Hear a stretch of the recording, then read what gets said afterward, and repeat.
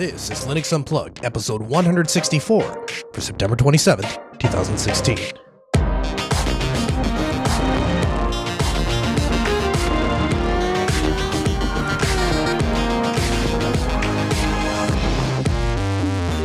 Welcome to Linux Unplugged, your weekly Linux talk show that's changing up the format a little bit by throwing your usual hosts out and taking over by taking calls.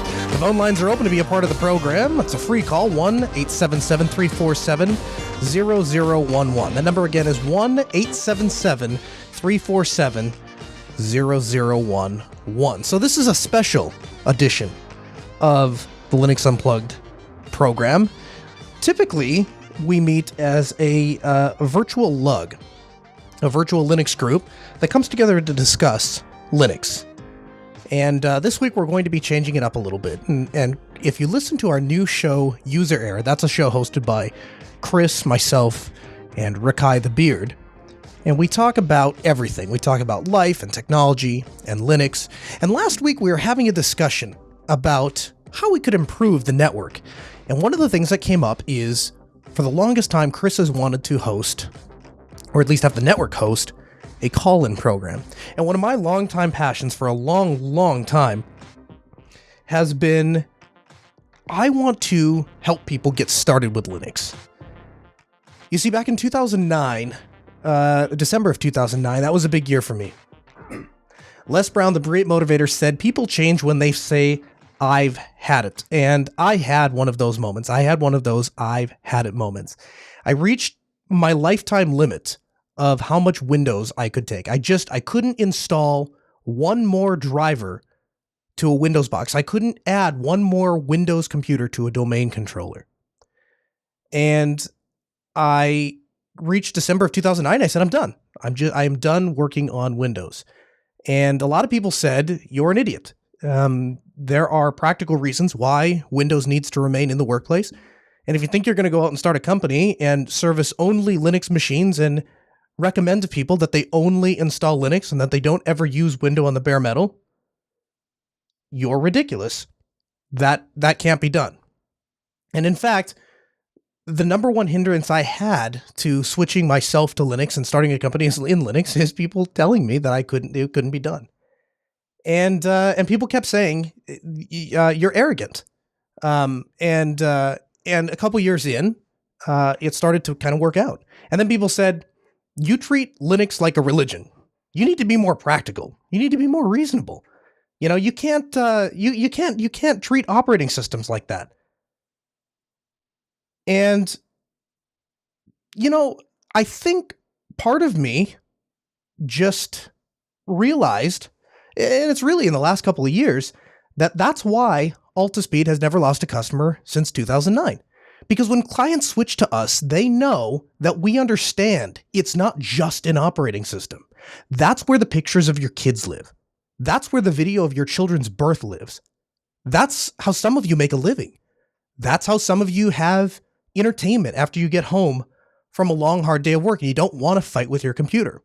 There's some people that live out in the middle of nowhere, and the computer is their lifeline. It's their emergency communication. And so after years of people telling me you can't start a business on Linux, and after years of people telling me that you're too arrogant and you're too single-minded, you need to be more reasonable, now people are asking, how'd you do that? How are you making so much money installing Linux and switching people to Linux? How are you doing that? And so this hour of the Linux Unplugged program, we're not going to have our typical discussion format. We're going to be taking questions. You can ask a question by calling 1-877-347-0011. And I'm going to try and answer those questions. Now, those questions can be general questions about computers. They can be Linux-specific questions. They can be business questions. Anything that's on your mind is that tangentially relates to Linux and open source and business. We'll throw that in there. You can ask. And if I can't answer the question, if I don't know the answer, we have standing by our Linux Mumble Room, which are the people that usually meet here every week to have a discussion. So I'll say, hello, guys. How are you? Hello, Mr. Kaiju. It's the Mumble Room. It's good to have you guys here. Thank you so much for being part of this inaugural program. Yep. Glad to be here. I'm hoping you guys can help me. Now, one small little technical issue I'm juggling is that the machine that the phone machine is connected to is actually the same machine that the Mumble machine is on. And so I have to bounce between the Mumble room and our phone lines. And so hopefully the Mumble room will be a little patient with me as I make those jugglings. But yeah, I'm encouraging everyone to call and ask a question or tell us about your experience on Linux, or something that's worked out very well for you.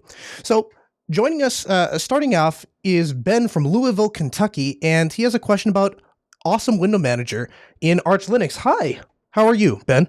Hi, how are you, Noah? Hey, good. Thanks for taking time to be here with us today. So tell me a little bit about Awesome Window Manager. You've been trying that out, I take it. Yes, and I sent you a pic on Telegram of the error I'm facing.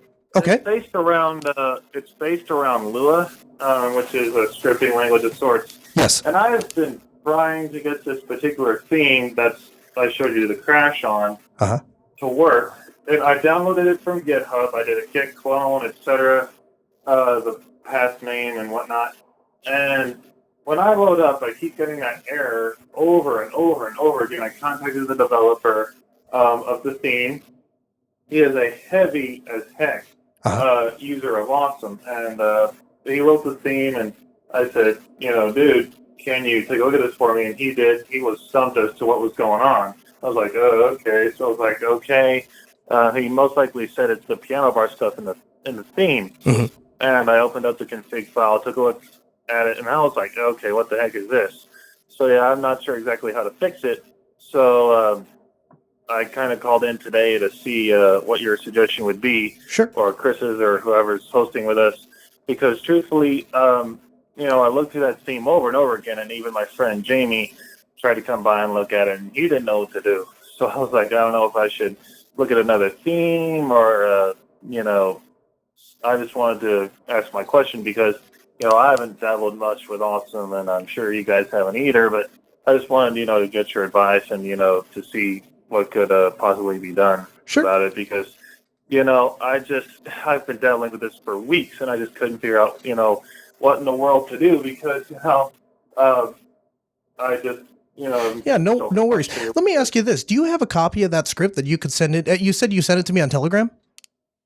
I sent you the picture, yes, but I can send you the GitHub link to it as well. That's fine. Yeah, that'd be great. And actually, what I might do is I might throw that up into our. Are you communicating with me on Telegram, or are you in the chat room? I can send it to you on Telegram. Give me just one second. Yeah, no worries. And what I'll do is I will throw that into the chat room, and I'll have our chat room and our Mumble room take a look at that. Take a look at that script, and somebody there might be able to dig in. You got it? Yeah, sure, not a problem. Well, I've got you on Telegram, so perfect. Let me get that over to you, and I'll see what they tell us. Sounds good. Well, what I will do is I will obviously that's going to be a script specific question. So what I'll do is I'll throw that in the chat room and see if somebody there can't help you out with that. And if they find an answer for you, then I will respond to that in Telegram. And of course, we'll post that answer in the show notes of this week's episode. So thank you very much. I thank you for the call. We really appreciate having you. 1-877-347-0011. That's a number to call. We're going to answer your Linux questions, technology questions, or business questions. All of the above work. And joining us now is who do we have here? We have Roller. Am I pronouncing that right? Roller? Yeah, and I'm Possum Pfeiffer in the IRC. Oh, cool. Well, thanks for being here with us. How can we help today? So I'm just calling to see if anyone's using Magia. I switched to Magia when Mandriva died, and that was sad for me because Mandriva was the Linux that I knew, I grew up on. So is Magia still good for Linux? Let me ask you this. What are you trying to do with it? So I was just actually using it as a desktop, just to do my office and just documents and just normal stuff on. Let me ask you this: what led you to Nagia to begin with? So when I was way younger, before I even knew anything about computers, my oldest brother came from Portland, Oregon, where he was getting his PhD. So he ran the computer lab up there just voluntarily, and he learned all these different cool tricks about Linux. And he had a LAN party with Mandriva in Utah, and we had tons of people show up from like Idaho and all over the place. They showed up at his office, like his practice for his chiropractic stuff. Sure. And they all came and it was really cool to see everybody like not know very much. And he just showed them here's like 6 different DVDs, and we're going to start installing them and see what's going on, and, work through strange issues with sounds like a man after my own heart. So you're basically looking for a general office use kind of a Linux distro. Yeah, and by using it for general office stuff, I ended up deciding that, I really want to know what's going on behind the scenes, but I never really had a chance to learn that before. So when I tried to dig into it, I found FreeBSD and, forked off that way. Gotcha. Well, I'll tell you what I would start with. I might start taking a look at Ubuntu Mate. Have you ever used Ubuntu Mate or played with it? No. I've just been, I went straight from Magia to FreeBSD. Okay. So I'll start with this. If you're looking for a general office distro, I might stick with something like Ubuntu Mate, because it's going to be a really nice, stable, clean, very polished operating system based on Linux, and you're going to be able to do a lot with that. And I'll tell you why I would choose a Linux distro over a BSD distro. The BSD guys, they're great guys, and they have a really great competitive product out there. And I think that there is something to be said about the community, the BSD community, because they don't bicker as much as a lot of the Linux guys do. I think they have a much more cohesive product, but a lot of the day-to-day stuff, the reason it works on BSD is because it's using a lot of the tools that we built on Linux, and then they're just kind of importing those. And so you kind of shorthand yourself from a desktop perspective if you're trying to do a lot of day-to-day things on BSD. Now, I use BSD all the time in data centers when it comes to things like FreeNAS. I think it's a great choice there.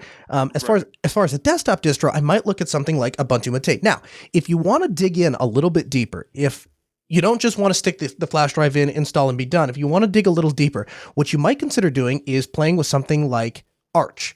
But Arch can be a little rough to get started with. And so what I would recommend is taking a look at a distro called Antergos. Have you heard of Antergos? Okay, so Antergos is a distro of Linux it is essentially Arch. Arch is basically you build everything yourself. You choose what the web browser is. You choose what the file manager is. You choose what the mail client is. It doesn't assume anything. And that's great for learning how things work, because you really have to dig in, and like, I remember the first time I used Arch, I had to load the application or the application that I needed to read a fat file system. And it was a very enlightening thing, because it was a sobering thing, because it's just something I'd taken for granted. When I stick my SD card in there, I can read files off of it. Now I have to go, I had to learn about what program specifically allowed me to read fat. Now, the nice thing about Antergos is it holds your hand a little bit. When you first boot into the installer, it will ask you, it'll say, which of these web browsers would you like? Would you like Chrome? Would you like Firefox? Would you like Thunderbird? Would you, and it kind of walks you through, but it has enough pain that you have to, it forces you to learn a little bit at a time. Right. Does that answer your question? Yeah, that's great. And that's what I stuck with BSD for, was because I started to find where they were hiding all the documentation. And, obviously they have a handbook, so they're not really hiding it. But once I started finding where they were putting it all, I was like, oh, wow, someone's taken a lot of time to write this all down. I should read it. Exactly. Well, yeah, I would suggest you give Antergos a try. Take a look at that and see how that works for you. And if you don't mind, if we ever do this again, I'd love to hear back from you. Either you write in or give us a call back, like I said, if we do the episode again, because I'd love to hear how that works out for you. Now, on Sunday on the Linux Action Show, we talked about a story from Lenovo.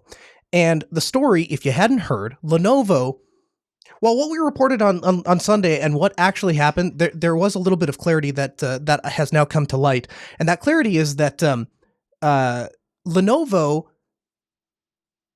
as far as the story went on Sunday, Lenovo made a computer and just basically intentionally decided for it not to run Linux. And I'm assuming that Ryan from Lawrence, Kansas. That is I'm assuming that's the premise of your call, right? Correct. Hey, Noah. Hey. Nice to talk to you. Yeah, great to talk to you. So tell me a little bit about your thoughts when you first heard about the Lenovo story. Well, first off, I'm a little bit biased. People should know me from the show. It's me, Ryan from System 76. But it did really bother me when I considered what the implications of that Lenovo story were, because people started coming out and saying, well, it's not really Lenovo's fault. It's Intel's fault. And so we shouldn't be, raising our pitchforks and going after Lenovo. But that story struck me totally different, because it means that not a single person over there gave enough of a shit about Linux users to be like, hey, we should test another operating system on this. So let me give you some let me give you some clarification, see if this changes your opinion at all. What was reported on Sunday was that Lenovo made a computer that simply didn't work with Linux. In fact, what it actually is, Microsoft came to Lenovo and said, we want you to custom build us a laptop that meets these specifications. We want better battery life, we want better performance, we want better cooling, we want software RAID, we want all these things. And Lenovo said, okay, and took one of their existing model computers that you can buy at Best Buy and install Linux on, and it will work fine. And they took that model and they called it the Signature Series and customized it for Microsoft, gave it to Microsoft, and then Microsoft sold it through the Microsoft Online Store. That specific computer has AHC turned off by default, and so you can't install Linux on it. So my question back to you is that really what we're that upset about? Is that a computer custom built specifically for Microsoft and sold only in the Microsoft Store, and an alternative that is the exact same model computer but is more widely available, and that one is available to install Linux? Do we really have that much ground to be upset about? I think that my feeling on it is pretty straightforward. This is only a problem because people who wanted to run Linux bought a computer and they just assumed, Lenovo, this is a good brand. We, in the past, have been able to install Linux on their machines fairly easily, and so I'm going to buy it. And I see where you're coming from. It does kind of bother me, though, that there's I guess if it's made to run Windows, well, that's perfectly fine. Yeah. It just since the revelation, I would hope that it's updated to say, something along the lines of somewhere in the documentation, will not run a Linux operating system. Yeah. Yeah. I mean, I think that buyers have the right to be informed for sure. And I definitely, I thank you for the call. I think that they have the right to be informed. I question if, and I'm the first person to say that everything should run Linux. If I bought a computer, it's running Linux or I'm not buying it. But I think when you go so far out of your way to make such a niche system for such a niche purpose, I feel like I just have a hard time getting completely bent out of shape. And maybe that's just me. And maybe I need somebody to switch me more to Linux, make me more hardcore than I already am. Frank is with us from Stanford, Connecticut. Hi, Frank. How are you? I'm good now. What's up? Hey, thanks for calling in today. How can we help? So, sort of two questions, but different. First one, so over the years I've collected enough parts to sort of want to build a storage server. Got the easy part done, bunch of hard drives. Kind of need a controller for them. And I know that's the tricky part, especially if you're looking at CFS. So I'm trying to figure out how to pick the right, hard drive controller, host controller for about 8 spinning disks, pair each.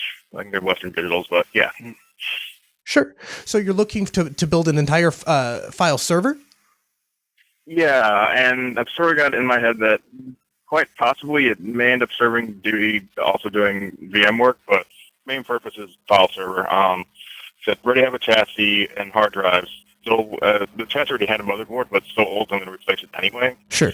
But my big one's like, well, I've got 8 drives, and how the heck do I get them, talking to the motherboard, and past experience says, get a dedicated card, something that hopefully doesn't do RAID, or at least presents the drives to, a problem goes ZFS. So presents all the drives to ZFS, and it can do its, wonderful magic. Well, I'll tell you what I did, Frank, is I actually just got done building a file server in December. And what I ended up doing was I bought a case that actually had a hard drive controller built in. Now, as you pointed out, that backplane that connects all the drives then reports as individual SATA drives to the motherboard. So there's a little PCI card that goes in the motherboard, and that connects to this backplane, and then those drives go in, and then they're reported. Now, there's a couple of nice things about that setup specifically. One is, when I was looking for a motherboard, I could just shop for the best possible motherboard, and as long as it had a PCI slot, I didn't have to count SATA ports. The second thing that's really nice about it is because all of the hard drive controlling mechanisms are handled on the chassis itself and on the controller itself on the case, I can do things like hot swap. So I can pull the drive out, put another drive in, and let it rebuild, that kind of thing. And I can find a link for you and throw that in this week's episode show notes. Would that help? That'd be great. Yeah, cool. Well, thank you very much, and I thank you for the call. Really appreciate having you. The number again, 1-877-347-0011. You give us a call, and we will talk about Linux or business or computers or all three. We love chatting, and this is a super fun program. Like I said, something a little different, but I think it's fun. I think it's going well. We're gonna have to make some changes to the audio setup, I think, because of the call quality, and people, as I'm moving on from calls, people are thinking I'm hanging up on them, and of course it's difficult to patch both the mumble room and the callers in. My good friend Sean from Washington is calling. Hi, Sean. How are you? Hi, Noah. How are you doing today? Excellent. Thanks for taking the time to call in today. How can we help? So, I have some friends back in Phoenix, and they're starting a company, and they're building a web application. It's going to be on Linux, use open source like Django and Ansible. My question would be, what kind of business or technology advice would you want to give them, like a small business just starting up, that you wish you could have given yourself when you were first starting Altispeed? Well, I'll tell you, the first thing I would tell myself is grow slowly. I probably erred. At first, I erred too far on the side of growing too fast, and then I erred, I think, a little bit on the opposite of growing too slow. And so I'd say just take it one step at a time. The practical ramifications of starting a business are pretty simple. You can open up a checking account in your own name using your own social security number, and you simply open the checking account with the letters DBA. That means doing business as, and then the name of whatever you want to call your company. And what you do is every time you do work, or anytime profit comes, or anytime money comes in from that business, in this case, a web application, you put the money into that checking account, and the only checks and all the money from the business goes into that checking account, and only business expenses, only things that are directly, payable from the business come out of that account. And then at the end of the month, what you have left by definition is profit. And so you can take that money home, you set aside a quarter of that to pay your taxes with, and now you have money to spend. That's the practical, tactical part of getting the business up and running. Now, as far as advice, big picture type advice, one is I would stay away from any sort of debt. Debt in business is super, super risky.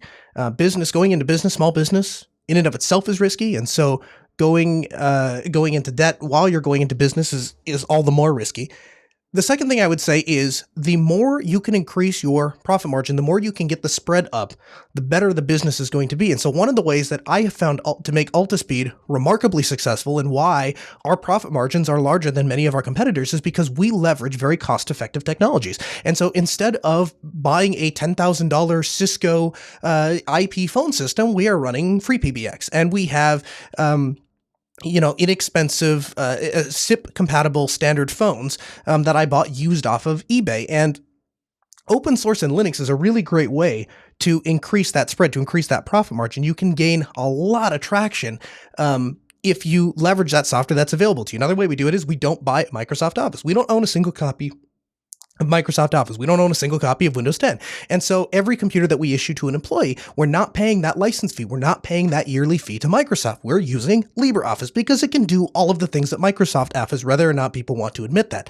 And so, and we do, and on all those things together have added up to a significant spread in our profit margin. So we're fundamentally able to make more money. And the third thing, if there's only one piece of advice that anyone would listen to me from business, it would be make sure that you're putting a tremendous focus on integrity, because if customers see you serving them well, they are more than happy to write you a check for appreciation. If you go into it with the heart of, I just want to make a lot of money, I just want to do a lot of things to make a lot of money, that's where I see a lot of people get themselves into a hurt, because you start to lose sight of what's really important. That is, you want to be helping and serving other people well. Does that answer your question?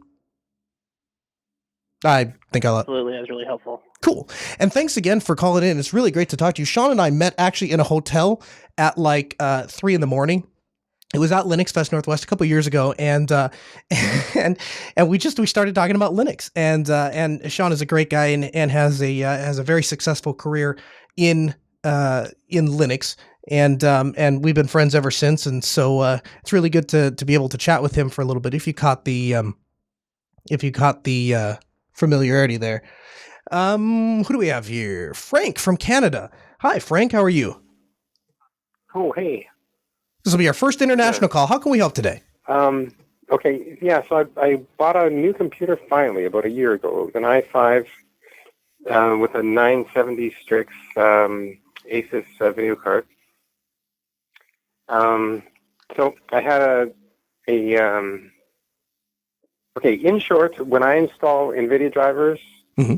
the reboot goes from about 15 seconds to about 3 minutes. Mm-hmm. I've tried this on Kubuntu 1604, mm-hmm. Mate, and Neon. Mm-hmm. Yeah. Does it sound familiar at all? It does. It sounds very familiar. And I'll tell you what, I have not had any luck shortening the boot time with Ubuntu. I had a very nice, very powerful Linux laptop, and I had the stock driver, just regular driver, and that thing booted in like 4 seconds flat. I mean, it was incredible. And I think part of that was it had an M.2 drive in it. I loaded the Nvidia driver on that thing, and it slowed down to probably, I mean, at least 30 seconds, if not more, from a cold boot. I mean, it was absolutely, unbearable. And, part of it is I didn't care a whole lot because I'm not one of those people that shuts his laptop down. I just close the lid, let it go to standby, and then I bring it back up.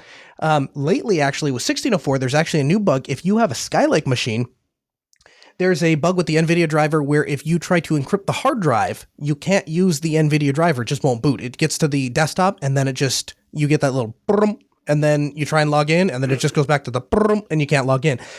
The only luck I've had with getting faster boot times and using the NVIDIA driver is using Antergos. Have you ever heard of Antergos or played with it?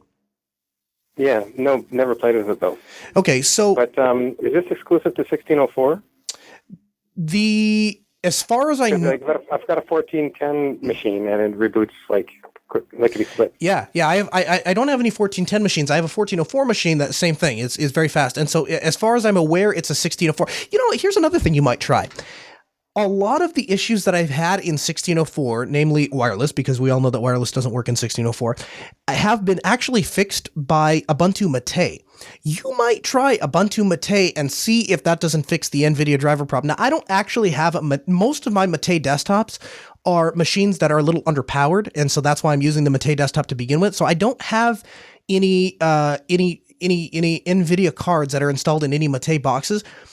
But I would give that a shot. I would give Ubuntu Mate a shot and see if that doesn't fix your problem. If that doesn't fix your problem, then I would start looking at Antergos. And, as I was explaining to a guy earlier today, Antergos is basically as easy to use as Ubuntu, but has all of the power and stability and flexibility of Arch. Does that help you? So you're using Yum instead of apt? You're using actually Packer, Packer, instead of apt or Yum. And the command line syntax is a little bit different because there are flags. So for example, when you go to install, like if you're installing on Ubuntu, it would be apt-get space install space Firefox, right?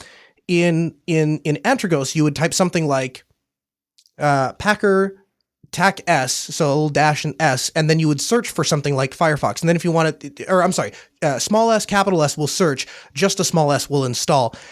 You can actually, I have a cheat sheet. If you head over to jupiterbroadcasting.com, click on the contact link up at the top bar and click on Ask Noah and shoot me your contact information so I can get in contact with you. I actually have a little cheat sheet that I use when I first started using Antergos on the how do I get commands going? How do I get things started? How do I install things? How do I remove things? Those things. I'd be happy to send that over to you if it'd help you. Okay, so I just find that on the Jupiter Broadcasting website? Yep, head over to jupiterbroadcasting.com. Up at the top, click on contact and then Ask Noah. Now, he brought up something kind of interesting. He was, we were talking a little bit ago about 1604 and computers that don't run stock, aren't designed to run Linux. And so they've had all of these little weird things. And one of the things that I should have asked Ryan about this while he was there, because he works for System 76, is they have some pretty amazing machines that just work right off the bat with Linux. And so they actually, in my Oryx, even though 1604 is problematic, they were actually able to fix a lot of that. And it is super appreciated. And they're, that's not even a sponsor spot. That's just how cool they are. They just do that thing all on their own, and it's amazing. Okay, let's see here. Who do we have here? Who's next? We have Eric from Indianapolis. Eric, welcome to Linux Unplugged. Hello, Noah. Great to talk to you. Great to talk to you too, sir. How can we help? So I'm a fellow podcaster myself. I want to starting it back up, and I want to do some interviews, kind of like what you guys have been doing. And I've heard great things about Astros, so I want to give that a shot. But I also wondered if there's an easy way to share my desktop with the person I'm interviewing so that we could go over some websites or some programming code, and if Meet.Jitsi might be a good fit for that. Yeah, actually, Meet.Jitsi has a screen sharing app. So there's a couple different ways you can tackle this.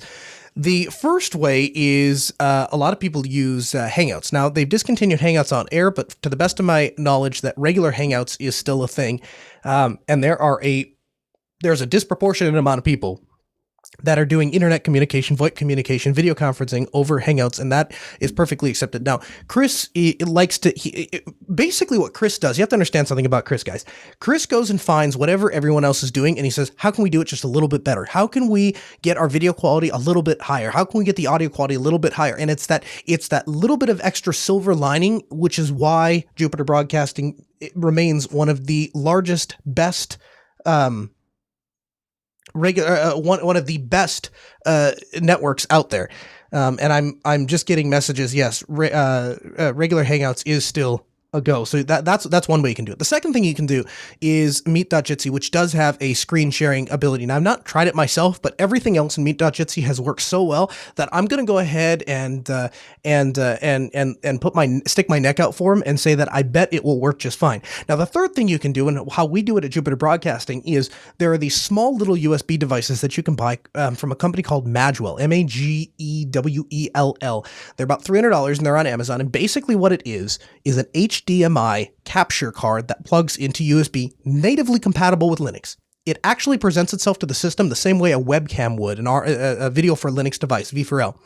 And the nice thing about that is you can pull it into any piece of software you want. You can pull it into OBS if you're doing podcasting. You could pull it into VLC and record. You could pull it into, you name it. If Linux can see it, you can pull that device in. And one of the things that I have done is if I am conferencing with somebody, I will take my laptop, which has an HDMI out, plug the HDMI out into the Magwell in, plug the Magwell back into my laptop, and now one of my second display, quote unquote, becomes a captured thing that I can send out of a Skype window or through OBS or through Hangouts or whatever. It just becomes another video input. So that might be something you could take a look with. Any one of those three sound like they might work for you? Yeah, definitely. I think the Meet.Jitsi one might be the simplest. I think my question was I would have to make sure that they're on mute on Meet.Jitsi so that Zencastr doesn't have a conflict with that, right? Yeah, both of them you can shut off various parts of it. So you can disconnect, you can turn off your camera, you can turn off your your microphone or whatever. So you can kind of pick and choose which parts you want to pull from which from various services. Yeah. Okay. Yeah, I think I'll try that first, but then if that doesn't work out, I like the idea of having the hardware capture device. And my primary device for recording it would be a laptop. It's ironically a Lenovo ThinkPad, even after all the crazy crap that's happened with Lenovo lately. But it's been a rock solid laptop for recording. I was able to take it to a conference and did some interviews there on site with a lot of the equipment that you guys have recommended, like the Electro Voice microphone and the PreSonus USB mixer. It's been really well done. So thank you guys for recommending such great hardware. Yeah, I appreciate it. And thank you very much for the call. I appreciate having you. Man, I tell you what, those PreSonus stuff, and that's what I'm using right now. I have a RE20 and I have a PreSonus audio interface, and that thing is sweet. Absolutely sweet. And works very, very well, and is actually pretty cost effective, all things considered. I mean, we've gotten to a point where you can get a pretty decent audio setup in almost no time at all. Now, one of the things I was doing was, a couple days ago, I was on Facebook, and this guy is challenging me to switch him to Linux. He's kind of like taunting me, and eventually it got to a point where I said, listen, I drove all the way to West Virginia, and that guy was already switching to Linux. And so if you think I won't come to wherever I won't tell you where he is, but if you don't think I'll come to, and then I said his location, then you're dead wrong. And joining us right now is Chris from West Virginia. Hey, Chris, welcome back. Hey, Noah, how you doing? Long time no talk. How have you been? How's that school going? How are those kids working out? Oh, those kids are surprising me every day how fast they take to it, what they've done with it. And the high school has already they've already got the purchase order going to purchase the machines so that we can start doing it there. So that's awesome. I'm really excited to see what those high school kids can do, because they are just what they do with what they've got. If you recall, seeing what they had, they do amazing things with what they have. And when they get OBS and Linux going, that they're gonna knock the socks off me, I'm sure. Well, that is definitely awesome, and thank you very much for what you're doing. How can we help today? Well, I actually have two questions. The first one's really small, if you don't mind. Sure. From a business standpoint, you know that I'm trying to start my own, and that seems to be moving right along. How well does Simple Help scale when you're talking large number of computers, say multiple thousands? Do you have that many? Have you seen that? I have not used it at the scale of thousands. I will tell you that their sales team seems to have no concerns selling it as a large scale solution. So I certainly wouldn't be hesitant. I'll tell you, if I was worried about if I was really worried about it, if I had like 10,000 people and I absolutely had to have control of all those computers, at some point it does make sense to go and take another look at TeamViewer. Neither of them are open source. I don't think you're really giving up a whole lot one way or the other. And if my memory serves, the way that TeamViewer licenses is per technician. So I think it's like, and it's kind of expensive. It's like $1,500 or $2,000 or something like that. But you could install, theoretically, at least my understanding is, you could install all 10,000 computers on TeamViewer. You would just be the only one to control it. So the cost goes up as you have more technicians, not necessarily as you have more clients. Does that make sense? Yes.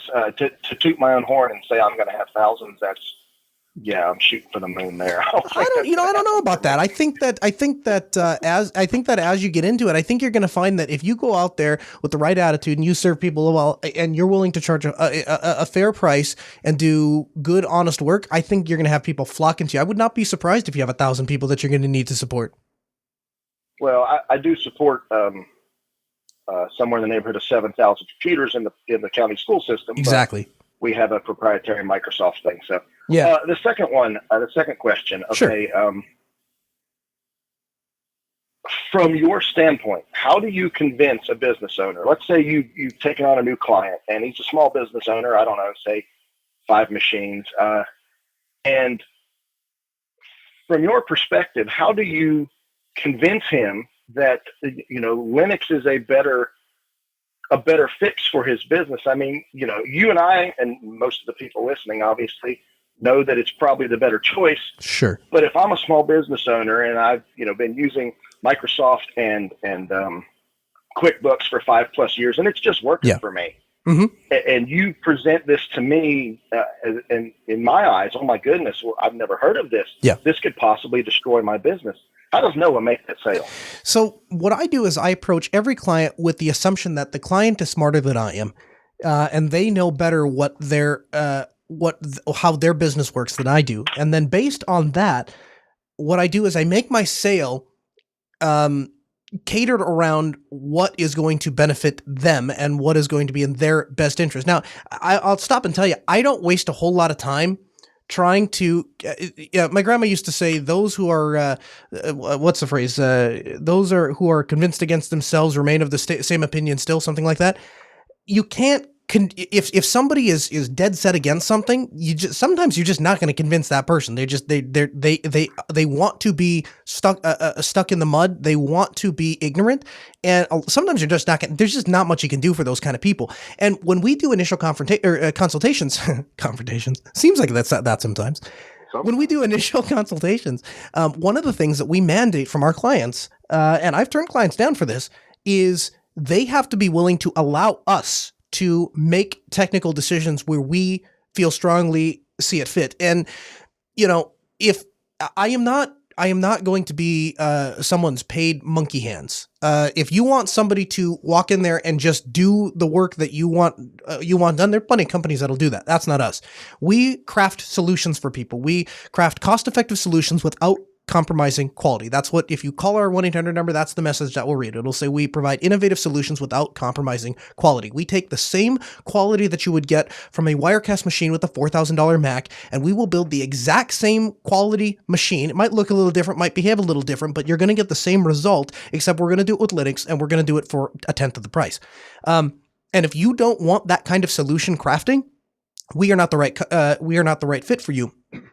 So to some degree, you have to decide as a business owner, how do I want to sell myself and what kind of clients do I want to work for? And then once you have that decided, then you go in and you start looking at the advantages to them. So I'll give you an example. We had a church that was broadcasting using it wasn't Wirecast, it was an alternative software. And basically we went in and said, hey, listen, you're doing this wedding. This is coming up in a couple months, and you're going to be using this software. And the problem is, this really isn't up to being able to switch cameras. It didn't have enough horsepower to handle the amount of video inputs we wanted. So, we can throw together a box for you for a tenth of what you paid for that, and we'll be able to stream that out. You'll be able to stream 1080p because they were using standard definition. You'll be able to use USB cameras if you want, a camera angle of the drummer, you want a camera angle of the worship team or something like that. It's going to be really cheap to get additional camera angles. Plus, we can take your existing video camera if you want to use it. It's SD, but we can use a converter and pull that in because that lens shot all the way down the sanctuary and hit the podium. And they'd spent a lot of money on it, even though it wasn't HD. Really, people aren't watching to get high video quality, right? They just want to see the service. In this case, it was these people were getting married and they wanted their family to be able to watch from the East Coast. And so we said, we can do all that in a much more cost-effective way, and we will increase your ability to grow and expand. And that resonated with them because then they saw and they said, oh, we could spend less money and we could get more. And that's something that any business owner is going to understand. And you have to remember, for the most part, businesses are actually easier to switch than people are to Linux. They really are. And the reason is because businesses have a common denominator, and that is their bottom line. At the end of the day, they just want to make money. I have yet to meet a CEO. I have yet to meet a president. I have yet to meet, a general manager that really cares what software is running on his computer. What he does care about is that stupid thing stays running 24/7, that those employees know how to use that computer system, that somebody is going to be available to him when something goes down and get it right back up. And, that machine is going to function in their environment. And if it meets those 4 or 5 criteria, I've yet to meet a business owner or a business manager that really cares one way or the other. And so we actually just got done doing some kiosks, actually, and this might be a Runs Linux this coming week, for an amusement park that needs to sign these liability waivers. It was an easy sell for Linux because the cost of buying an actual computer with the Windows license and site kiosk on top of that was going to be $700-800. And to be able to do that with Ubuntu Mate, a Firefox in kiosk mode, and Intel NUX was a tenth of the price. So my suggestion is, and I thank you very much for the call, my suggestion is look at what the business is going to benefit from, what things, if you were that business owner, the whole moccasin thing works really well here. Take a look at, if you were in their moccasins, if you ran that business, what would make you want to switch to Linux? And is Linux appropriate for those people? Because sometimes, you might run into a place where you say, listen, they're an all Windows shop. Microsoft, for example, people that work on Microsoft Office, if they came to me as a client and said, we wanted to switch to Linux, we want to use Linux, we want to see what Altispeed could provide for you, I would tell them we're probably not the technical solution provider for them. I'd be honest with them.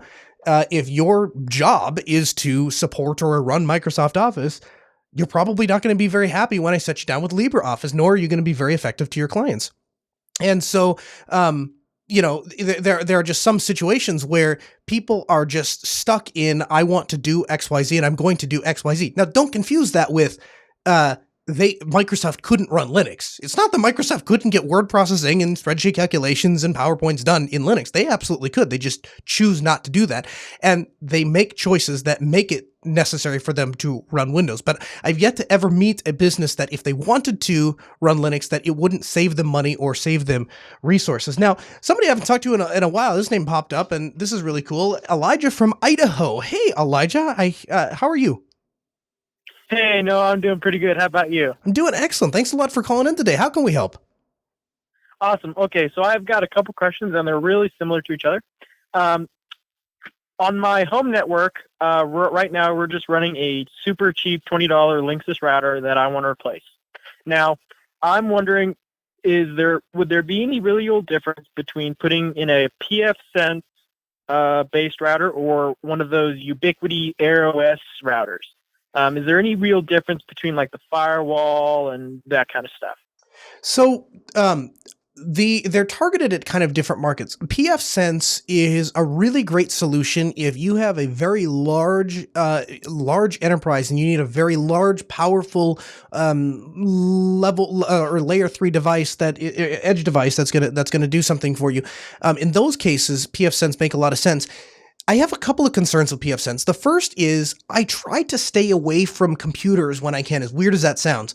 But traditional x86 computers that aren't appliances, like actual computers that are just being purposed for something, even if it's by a company, I've never had an appliance-like device fail. I've never had a router fail. I've never had an access point fail. I'm sure they do, but I just, at the scale that we work at, I've just never seen it. I have, however, had servers fail all the time, especially if those servers have spinning disks in them. I've seen them fail a lot. In fact, you basically count on it. We actually swap all of our spinning disks. And so the idea that I would take my entire network and base it on a single device that I know is, especially if it has a spinning disk, I know is going to go out in a couple of years, that has always made me very nervous. The second thing is, like, you can't buy a pfSense from more than a handful of manufacturers. So a lot of people just end up building them themselves. That's not a bad way to go. And I have a file server that I built myself and put FreeNAS on. So I suppose in that regard, it's kind of the same thing. But you have to remember, when your edge device goes down, you have taken a lot of stuff out. So then that brings us to Ubiquiti. Now, Ubiquiti makes great stuff, and we have a ton of Ubiquiti stuff. And I love Ubiquiti. I can't say enough good things about Ubiquiti. It's amazing. All that said, the things that I like about Ubiquiti are that they are heavily centrally managed and controlled, which when you're managing a lot of sites is very, very helpful. When I think about my edge device, I mean, everything that passes through my network is eventually, if it's leaving the network, is going through that edge device. And so I become very, very picky at what device I'm going to allow essentially trust to keep my network safe from outside intrusions and allow any of my personal traffic, encrypted or otherwise, to leave through it. And so a device that is centrally managed and a device that goes up to this controller and stuff, that has always made me a little bit nervous. Now, I understand that the newer versions of the edge routers are they can function completely autonomously. I had a chance to play with one. I think it's Self. And it's a little web interface, and you can control it and do everything that way. And so it's definitely not a bad way to go. Personally, I have invested so much time and effort into Microtech that I have a hard time dragging myself away from those. You can get Router OS as a standalone distro and play with it and learn it. And then you can go buy a $35 router that has all of the features that the enterprise grade ones do, and then some. And then when you decide you need to move up and you've learned that interface and you've learned the web interface or you've learned the command line interface or however it is you want to manage it and you want to move up from that, now you can go buy a $10,000 Microtech or whatever the largest one is as a 4U monster, and that is more like a computer thing. And you can go put that in some large business, but guess what? You're still using the same web interface that you used on the $35 one, the same web interface, the same CLI interface that you used on the distro that you just loaded into VirtualBox. And that is very compelling to me. I don't know if either of those, I don't know if I made a very good case for it or not, but does that kind of answer your question, or does that give you some insight or some things to think about? It does. That's great. Thank you. And one other real question that's pretty similar is a local business hired me on as their tech guy, and it's a local small business, and they need to make sure that their their network for that business is secure. And along with that, the guy wants to become PCI, I think it is, or PCI compliant. Yes. And so would a MikroTik router that you're talking about, would that do that for them? It would. Basically, what they're looking for when they talk about PCI compliance is you essentially want to have two networks. You want to have a public network that, you know, is giving Wi-Fi to people or whatever it is, and then you need an admin network that is just for the business. So we run into PCI compliance issues all the time at hotels. They have a single network and then they just let their guests go on their Wi-Fi network. You can't do it that way. Now there's a couple different schools of thought.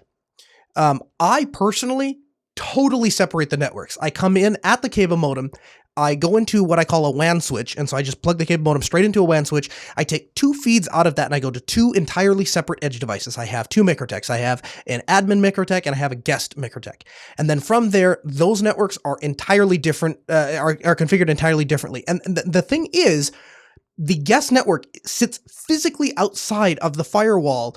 So there is no, oops, I had them on separate VLANs, but I accidentally tagged this port and now they're joined together. There is no, oops, I had a firewall rule separating these two networks, but I accidentally disabled it or deleted it because I was troubleshooting. No, they're two physically separate devices that sit physically apart from one another.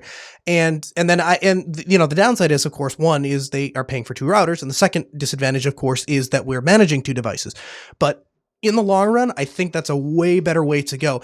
The only downside to doing it that way, or the only problem with doing it that way that I've run into is every once in a while you run into an ISP that won't assign you more than one dynamically generated address, and so then they have to pay for statics.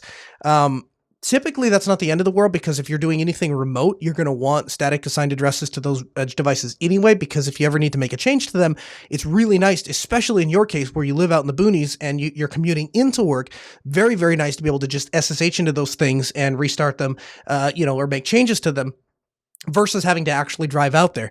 But most of the ISPs that I've worked with, if you just put in a switch to the cable modem, and it will split out those two those connections and give you a dedicated guest side and a dedicated admin side. Hey, great question. Thanks a lot for calling in. A couple minutes left in the show. If you want to call in, 1-877-347-0011. That's the number to call. And we're talking about Linux and technology and, of course, personal life and business. Now, hey, Ashley from Ottawa, Canada is joining us. Hi, Ashley. How are you? Not too bad. Hey, Noah, long-time listener, first-time caller. All right. How can we help today? I'm not sure if it was Linux Unplugged or the Linux Action Show. You guys mentioned that if you know most of what, not obviously as much as you or your coworker know, but if you know most of what you guys are talking about, that you should be working with Linux. I just got accepted to college for CompTIA certifications and stuff like that. They're trying to push Windows, and I really just want to work with Linux.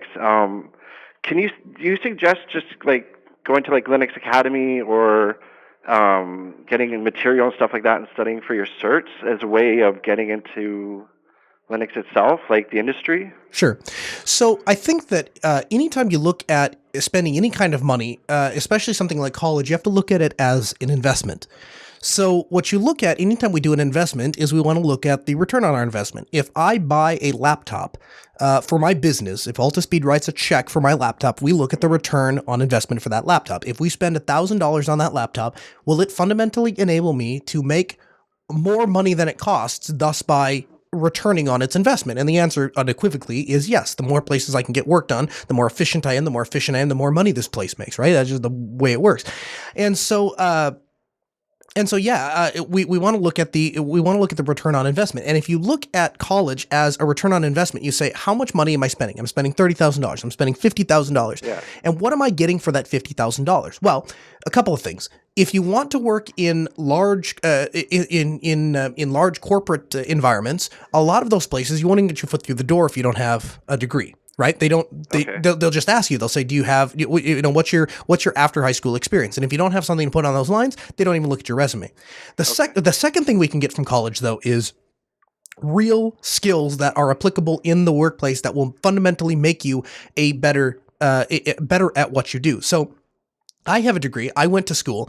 I learned things in school, both on the business side that let me sit down and look at our books and I can instantly get a picture of what my company is doing, as well as on the technical side, I learned, networking things and subnetting and stuff like that. And so when I went into the industry, I could walk in and I already had an understanding of how some of those things work. Now, is that saying that you have to go to college to work in IT? No, it is not saying that at all. In fact, arguably more people are hired, and the preference in this industry is on certifications and being current, because one of the big things that I see that drives people out of the industry or that doesn't get them hired is people will walk into a job interview, or they'll walk into a place that they want to work at, and they'll set down their resume and they'll say, yeah, I learned Red Hat 5. Okay, great. So we're using Red Hat 7, soon to be 8. What do you know about Red Hat 8? Well, I don't know anything about Red Hat 8, but I know Red Hat 5. That's useless. That's useless to me. As an employer, that's a useless thing to me. I would much rather have somebody sit down at my desk and say, listen, I don't have any formal education. What I do have is a passion to learn, and I have gone to Linux Academy and I have studied the material that's there, and I am very comfortable in making things happen. I am very comfortable in achieving the goals that Linux Academy has set up. And if you give me a production environment, I can go out there and I can do the kind of work that you need me to do, and you let me work for a couple weeks free and I'll show you I can make you more money than I cost. I'll hire that guy in a heartbeat. In a heartbeat, I'd hire that guy.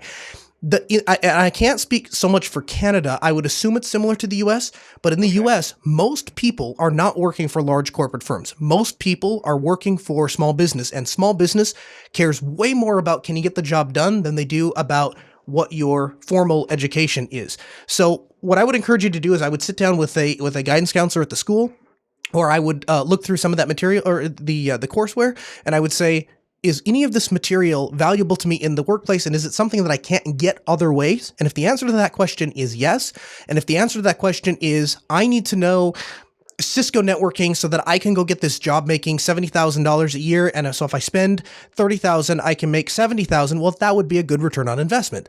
If you go to college and you say I want to go learn about a Linux server administration, or maybe you go and learn about Windows system administration because that's where the next job is, and that's how you put food on the table while you work towards the goal. Taking a step back so that you can take a step forward in the future, that's an okay way to go too. Is that something like, because you're a huge Linux enthusiast, yes. And I'm the same way. But would you suggest doing that, like actually taking the time to learn the Microsoft stuff just to put food on the table until you can get into the Linux industry? No, I guess I wouldn't suggest. I mean, I'll say this. I will do whatever it takes to feed my family before I let them starve. So I'll work at McDonald's before I let my family starve. However, that said, I think that the paradigm that you have to either work for a company that uses Windows or use Microsoft products, or you won't have a job, I think that's a false paradigm, because so many people are hiring Linux people right now. In fact, we have people from Linux Academy that are coming and saying, we want to hire people from your audience because your audience is smart and talented. We have people that, and we have there's other employers. There was a guy just wrote in, I think 4 weeks ago, he wrote into the Linux Action Show and he said, I am looking to hire some Linux guys and we're dry. We cannot find Linux guys. So can you give me some contact information for some Linux guys? And so I made a plug on the air, and people that wrote in their resumes, I forwarded off to him. Yeah, I remember that show. Yeah. Yeah. So, I mean, there are very much people looking to hire Linux guys, and they're so desperate to hire Linux guys, they'll even hire them remotely. They don't even care if you move. They just want Linux guys. So I think you can easily make $70,000, $80,000, $90,000 a year working in a Linux a career. But I guess what I was saying was, if you have to take a step back, if you take one step back so that you can take a step forward, that's an okay thing to do. You just want to make sure that you're moving in a direction that you're comfortable with, because if you're like me and you don't want to be working on Windows for the rest of your life, and I started working on Linux, I started working on Windows. I started working on Windows in a help desk, and it about drove me crazy. And you don't want to be that guy. You don't want to be myself 10 years because you about want to kill yourself. So yeah. But does that answer your question? Yeah, it does. And you guys are like rock stars to me. So keep up the good work. Awesome. And I enjoy listening to your show. Well, thanks. We really appreciate having you, and thank you very much for the call. Just a couple minutes left if you want to get in. 1-877-347-0011. Let's see here. Who do we have here? I'll tell you. Let's just stop here and talk about Linux Academy, right? Linux Academy is it's interesting. In 2016 that I would get that call. I would get the call where somebody is talking and I have to think about it to give them an answer, mind you, where I'm asking, do you want to spend $15 a month or do you want to spend $30,000 a year? And if you spend the $15 a month in about 6 months, you have a reasonable chance of obtaining the same skill set as somebody who spends $30,000 and goes to a liberal arts education system. Of course, you're not going to be liberally arts educated. You're not going to take basket weaving and music therapy and whatever other classes you got to take to actually get a whatever else you have to take to get, the degree, but you're going to learn the same skills, and those skills are valuable in the marketplace. And it gets even cheaper if you are a Linux Unplugged listener, because we have a code. If you go to linuxacademy.com/unplugged, they're going to knock a couple bucks off. And I have done all of my education in the last 2 years strictly through Linux Academy. And I'm comparing that to doing actual like Red Hat classes. I've done both, and I know which one I like better. I like being able to sit in my skippies at night, drinking a Coke, watching the Linux Action Show. But that's self-serving. I don't watch myself, but watching TechSnap and doing Linux Academy on my computer in their bite-sized pieces. It's a really valuable way to get an education. And I've said it on last, and somebody was bringing it up here. You don't have an excuse not to have a good Linux job. You don't have an excuse not to be doing what you love. That's an old quote, right? You do what you love and you'll never work a day in your life. Honestly, I swear to God, I don't feel like I work, guys. I don't feel like I work at all. I feel like I wake up every morning and I get to go out and play with Linux all day, every day. And part of that is because I have the skill set to do it. And part of having the skill set is going to linuxacademy.com/unplugged. And while we're talking about advertisers, I'll just tell you something. It makes me so irritated and sick when I see people that complain about advertisers. I was listening to a radio show. I recently got back into SiriusXM, and I'm really following the political election. And in this election, show, this guy is talking, and he makes this beautiful point about the Constitution. This absolutely stellar, pinpoint, perfect point about how we need to get to a point where we all agree on the rules to which we're going to govern society. And it was a beautiful point. I was so interested in the show, and I was so interested. I'm like, that's a great point. And then he goes, "Have you upgraded your underwear lately?" And I went, "Say what?" I did one of those, German Shepherd cockeye, the tilt the head thing. What? And I'm like, what did he just say? Underwear? Have you upgraded your underwear lately? Let me tell you about underwear, blah, blah, blah. And then he goes into this ad, and all I could think about was, my God, that man just took X amount of dollars and then talked about underwear on his political show because somebody paid him to do it. That is such a weird thing, and it is so jarring and weird that I don't even want to listen to the rest of the program, because he's talking about underwear and it has nothing to do with the program. And frankly, I don't really want underwear advice from a guy I'm listening to politics for. It just doesn't make any sense, right? If you guys could see, I mean, you know how valuable Chris's hair is? And he pulls half of it out, stressing over which advertisers he's going to take on the network. He is he is anal retentive when it comes to who he will allow to advertise on the network. And it is so the process, the way that Jupiter Broadcasting does advertisers is so much different from every other show I have listened to. It is unbelievable. It is absolutely truly unbelievable. And the way that it works is he goes and finds products and services that serve him well and that he's been using for years and have provided him great value. And then he goes and says, you know, it'd be really great if I could go tell the audience that wants to hear my opinion on technology, because let's face it, the man is pretty well versed in technology. He spends every waking minute researching, reading, or trying technology. Says, I'm going to go share those opinions with people. And because he's not an idiot, he capitalizes the heck out of it, because you would do that, right? If you have an educated, formed opinion that is a positive, reflection of a business, and you're going to go give that opinion on air, you might as well get paid for it. That is a basic fundamental function of business, is when you're good at something, you don't do it for free. And the fact that people find a way to complain about that is unfreaking believable to me. It is unfreaking believable that people have the audacity to complain about it. What's further unbelievable is that the same people that complain about the ad reads are not the people that are on the Patreon contributing to Patreon.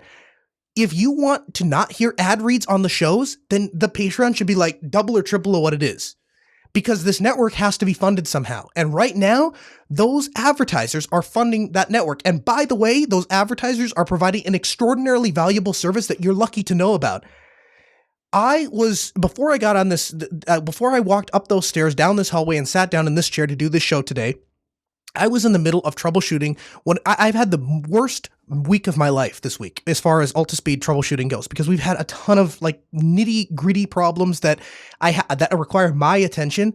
And I don't like to do that. I like to be the manager. I like to sit and have the techs go out and do the work, and then I just kind of check things off, make sure that things are going smoothly. Occasionally, I poke my head in something that I find fun. This week, we have been so busy, I've had to devote my energy to fixing dumb little problems that I don't want to be fixing. And just before I got up these stairs and sat down to do this program, I had just finished setting up a new phone server for someone, and I didn't have time. To go provision an actual box and set it up and coordinate all that stuff. And so I took a snapshot of a stock phone system that I have set up with generic extensions, and I used their imaging thing to create a droplet from that image. And I had a phone system up and running from start to finish with the trunks configured, the whole 9 yards, in like 30 minutes. I mean, it was absolutely unbelievable. And using the code DO Unplugged, you're going to get $10 off your Linux rig. So in this case, it was a $5 rig. I'm going to get 2 months of that phone server for free. I won't even pay for it. The fact that the fact that we have to explain why this is valuable to you, that you can, I'm charging that client, by the way, $75 an hour. And we bill based on a templated thing. So if to set up a phone system from scratch, I don't know what exactly it comes out to be, but whatever that is, whatever that time thing is, that's what we bill the client. And then when we go back, if I can find a way to shorthand that and shorten that up a little bit, guess what? Maximizes my profit, maximizes my spread, and I make more money doing that. And and all of those innovations are happening because of DigitalOcean, not because of anything I'm doing. It's because of what they're doing, and I'm able to resell. Absolutely incredible. Just absolutely unbelievable. So there's my rant for advertising. And I'll tell you something else too. Just before I'm done, I'm almost done. But before I'm done, my phone. I am leaving for I'm leaving for an international trip. I'm gonna take my Ting SIM out. I'm gonna go buy an international SIM. I'm gonna put it in my phone, and then I'm gonna have phone service wherever I am. Because that's going to be because Ting doesn't charge you for what you don't use, and so you can go to the ability to just pay for what you're using, the ability to own your own device is unbelievable. And it's the same appeal as Linux. It's the same appeal as being able to own my own computer and doing what I want with it. Now I've extended that to my phone. It makes my brain hurt to think about like why this is controversial, why we have to explain this to people, why that's not like painfully obvious that this is like an amazing thing. But if you think, if you're one of the people out there that say, oh, they just do those ad reads because they pay the network, you are 100% wrong. It has that is a very small fraction of what contributes. It's the complete other way around. We serve people by providing them with valuable information, and we happen to find a way to capitalize on that. And I'm not done yet. I'm almost done, but not quite done yet. One last thing. The other day, I was driving out to my buddy's house, and we're having a conversation about phones. And he's talking about how he bought this phone on his whatever network, and now he wanted to get a different phone, but he wasn't sure if he wanted to stick with the same service provider. And he's like, well, I'm trying to decide what service provider so I can decide what phone to get. And I'm like, that doesn't make any sense, dude. Just buy the phone you want and then put it on whatever service provider you want. You know, I'm used to Ting. And he says, no, I can't do that. This one only activates here. This one only activates there. And I'm like, listen, dude, here's what you do. You go to eBay, and we bought him a Nexus 5, and he got it for like $85. And he activated that sucker on Ting. Now, what I do is I actually keep Ting SIM cards on me at all times so I can give them out to people. So I had him a Ting SIM card. We activate it. And he went over to linux.ting.com. And that got him the promo code. He was able to activate his phone on the Ting network. Now, the great thing about that is, because I know that he's going to end up sticking with Ting, because the fastest way to decide to stay with Ting is to go try somebody else. And then you realize how much more you pay or how crappy the service is, and then you come back. So if he wants to leave, though, he's not locked into Ting. He can go over to AT&T, or he can go to T-Mobile, or he can go to, name a GSM provider. He can go to those places. And then when he either gets sick of paying $190 a month for his phone service, or he doesn't have reception anywhere, then he'll decide to come back to Ting. So linux.ting.com, you'll save a couple bucks, and you will own your device. You will own your service. You'll only use for what you pay. You go on a trip out of the country, you don't use your phone for a couple of days, then you don't pay for those couple of days. Only pay for what you use. linux.ting.com. That's all I have to say about that. Okay, Zaki was on hold, but you got dropped there, and you have a question about setting up your wireless? Yes. So I'm about to purchase a Toyota motorhome that I'm going to strip out and redo, and I want to make it smart. I travel up and down the coast from Oregon down to Arizona, and what I want to do is make it so I can park like in a Walmart or wherever and hook up to their wireless network, but not have to hook my devices up directly, have my own like separate wireless internet inside the vehicle. Okay. The audio cut out in the last. Can you give me that last little bit again? Okay. What I want to do is set up a wireless. Basically, have Wi-Fi boosters on the outside of the mobile home. Gotcha. So that way, I can have my own network on the inside and don't have to hook my devices directly up to their system or go into the building itself. Gotcha. There's a great device for doing something like that called the Cradle Point. And basically what the Cradle Point is it is a hardware device that connects to a wireless network and then has its own router built in and then its own access point built in. And so basically you can connect it via hardline or via Wi-Fi to any network you want, and all of your devices connect to it, and then it becomes your router and edge device and all that stuff. And then your connection to the internet, it can be either wireless or wired, connected whatever you want. So if you're mooching off the neighbors, that would work. Chris, for example, uses the Cradle Point in his RV. So when he travels from RV park to RV park, he connects the Cradle Point then to whatever the wireless system is there. Or if he's parked at JB, then he plugs in. But all of his devices inside just talk to that Cradle Point. Would that help you? Yeah, that would help me quite a bit. And I just want to let you know, thanks for all you guys do. I ended up finding a computer in the dump, and I switched it over to Linux. That was like my first step. It had an expired Windows card, and then I went and purchased a couple of Elite books, and they're running Linux Mint beautifully. So I just want to thank you for all that you do, and keep up the good work. Cool. Well, we really thank you for the call, and I appreciate having you. It is a lot of fun. I can honestly say this might be one of the most fun things I have ever done on the network, is doing these calls, hanging out. I love answering questions, and the thing is, people are asking me for my opinion today, and I have to tell you, I am an expert on my opinion. I know everything there is to know about my own opinion. It's kind of incredible, but this has been a lot of fun, and I really appreciate you guys taking the time to call in, and hopefully we were able to provide some meaningful answers to you. I'm gonna take a couple more calls. I'm gonna go to, is it Goffin from Chicago? No, Goran. Goran, hi Goran, how can we help? Hi, Noah. Nice to meet you finally over the phone. Long time listener, first time caller. I do shoot you guys an email every once in a while. I hope I'm not bothering you too much. No, not at all. I do have a question. So I do run a small IT consulting. I support local small businesses. I use Linux distros mainly for phone systems and file servers and stuff. So I do wonder, what can you recommend as like a customer database? It doesn't have to be fully open source. It doesn't have to be fully free. I'm fine with a small monthly charge, so I can keep track of all my customers and then all the hardware that I have installed at their network, like credentials for servers, for switches, access points, and stuff like that. Sure. So what you're looking for is what's known as a CRM, or customer relation management system, and there's a couple of them out there. There's also ERPs that are out there.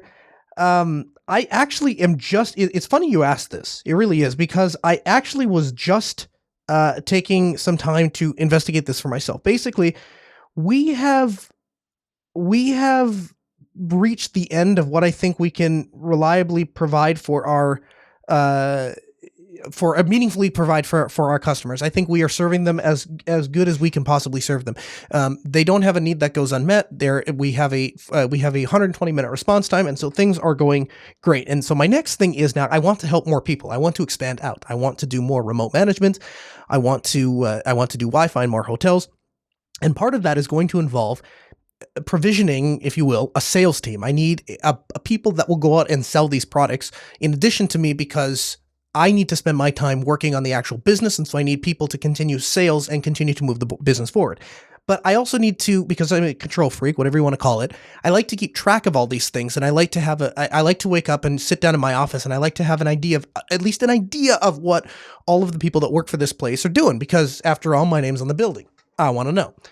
And so I have looked for a CRM, and basically what I've come down to is Zurmo, Zurmo. It is an open source CRM that is completely web-based. So you could spin this up on something like DigitalOcean, and it would cost you practically nothing. And this will allow you to track your customers, track your sales. And so basically what we are going to use it for is we are going to use it to focus on customers, because one thing you have to get right. There's a difference between serving somebody and annoying the heck out of them. If we go into a hotel and they have crappy Wi-Fi, and so they are losing hundreds of dollars a month or thousands of dollars a month, because these days Wi-Fi is just as critical as hot water. And we go into that place and we say, for $5,000, we will go through and we will increase your revenue by $2,000 a month, because you're going to have that many more guests, because your guests demand Wi-Fi.